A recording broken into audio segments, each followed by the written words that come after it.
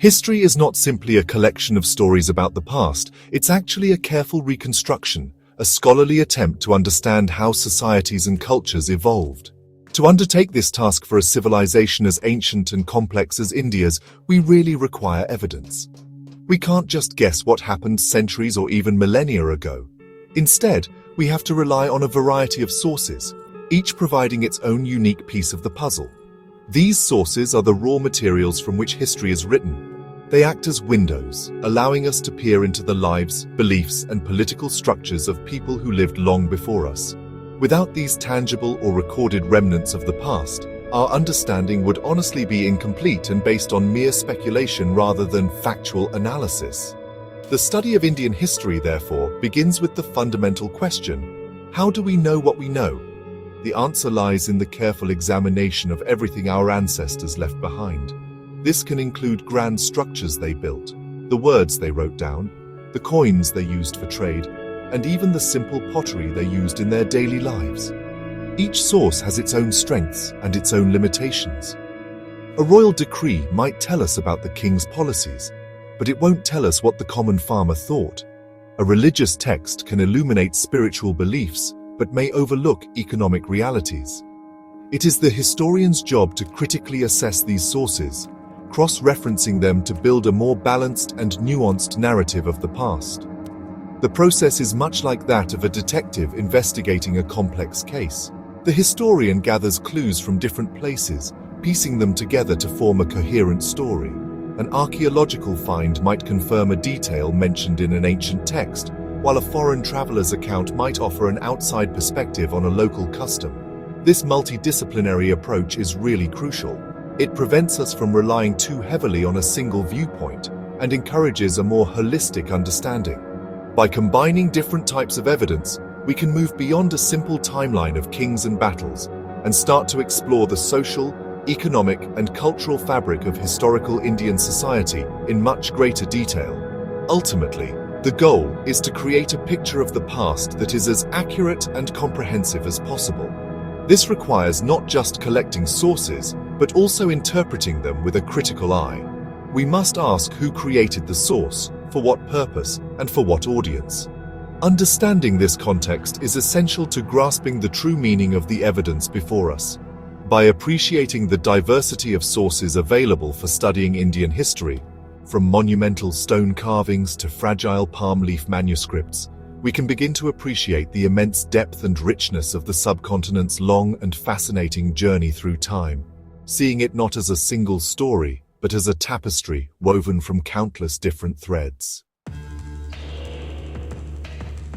Archaeological sources are the physical remains of past cultures, and they provide some of the most direct evidence we have.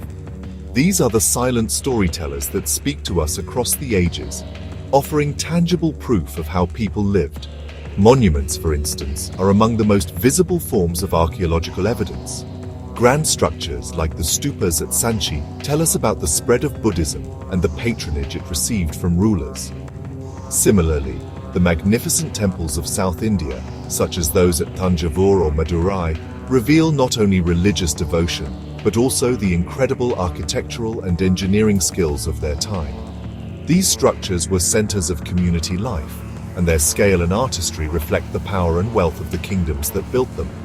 Inscriptions are another vital archaeological source, offering written records carved onto durable surfaces like stone pillars, copper plates, or temple walls. The Ashokan edicts, for example, are a remarkable set of inscriptions found across the subcontinent. In these edicts, Emperor Ashoka communicates his policy of dharma, or righteous conduct, directly to his subjects.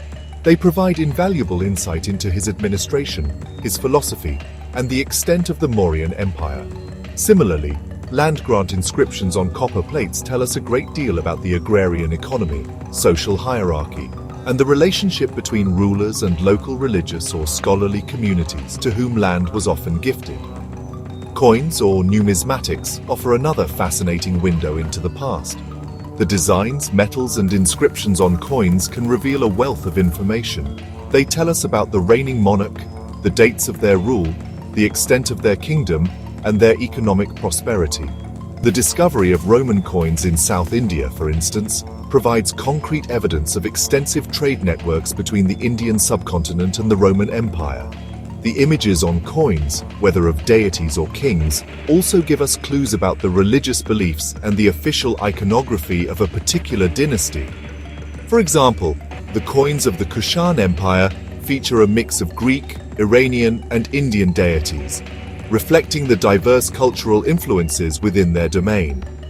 Finally, excavations of ancient sites unearth the very foundations of past societies.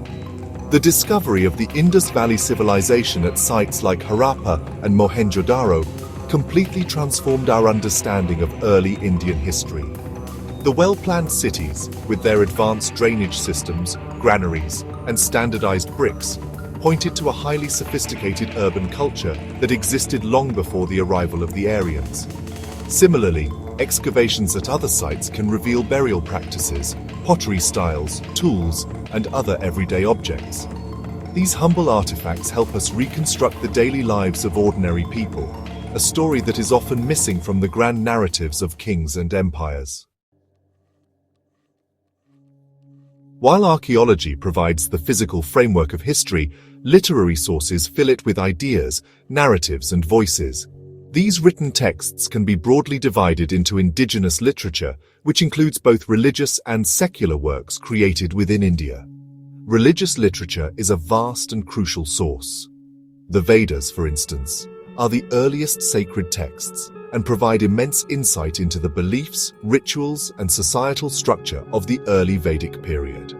Later texts like the Puranas contain genealogies of kings and traditional histories, while Buddhist and Jain texts, such as the Jatakas and the Agamas, offer alternative perspectives on philosophy, ethics, and the social conditions of their time from a non-Brahmanical viewpoint.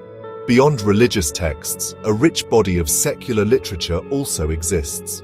These works deal with subjects like law, governance, science, and the arts. A prime example is Kautilya's Arthashastra, a detailed treatise on statecraft, economic policy, and military strategy. It gives us an unparalleled look into the administration of the Mauryan period, discussing everything from taxation to espionage. Similarly, the works of poets and playwrights like Kalidasa provide glimpses into the cultural and social life of the Gupta period. His plays, such as Abhijnana Sakuntalam, illuminate courtly life, social customs, and the aesthetic values of that era, often called the Golden Age of India. In addition to indigenous writings, the accounts of foreign travelers provide an invaluable external perspective on Indian society. These visitors came to India as ambassadors, pilgrims, traders, or explorers, and they recorded their observations with fresh eyes. Megasthenes, a Greek ambassador to the court of Chandragupta Maurya, wrote a detailed account called Indica. Although only fragments survive through later works, it offers crucial information about the Mauryan capital, its administration, and the caste system as he perceived it. His outsider's view helps corroborate or challenge information found in Indian sources like the Arthashastra, giving us a more rounded picture. Later, Chinese Buddhist pilgrims like Fa Hien and Huan-Tsang, also known as Xuanzang, journeyed to India to visit sacred sites and collect scriptures. Their detailed travelogues are a treasure trove of information. Huan-Tsang, who traveled extensively during the reign of King Harsha, described the political landscape, the flourishing Buddhist universities like Nalanda, the legal system, and the customs of the people. His records are meticulously detailed, providing specific information about the geography and social conditions of 7th century India. These foreign accounts are indispensable because they describe things that local writers might have taken for granted and thus failed to record. Beyond written texts and physical artifacts, history is also preserved in the memories and traditions of its people. Oral traditions, including folklore, myths, and legends passed down through generations, offer a different kind of historical insight. While not always factually precise in a literal sense, these stories reveal the values, beliefs, and collective memory of a community. They often represent the perspective of common people whose voices are absent from official court chronicles or scholarly texts. For example, the epic ballads and local tales about regional heroes or deities can tell us what qualities a society admired and how different communities constructed their identities and their past. These oral histories provide a texture and depth that formal sources can lack. They give us a sense of how historical events were experienced and remembered at a grassroots level. The stories associated with a particular temple, a sacred grove, or a historical figure can preserve fragments of historical truth wrapped in layers of myth. The historian's task is to carefully analyze these traditions, separating symbolic meaning from potential historical fact. For instance, the legends surrounding Shivaji in Maharashtra or the Alha-Udal ballads in North India reflect popular perceptions of resistance, justice, and heroism, contributing to our understanding of regional identities and political consciousness in those periods. As we move closer to the present day, particularly into the colonial period and the struggle for independence, a new set of sources becomes prominent.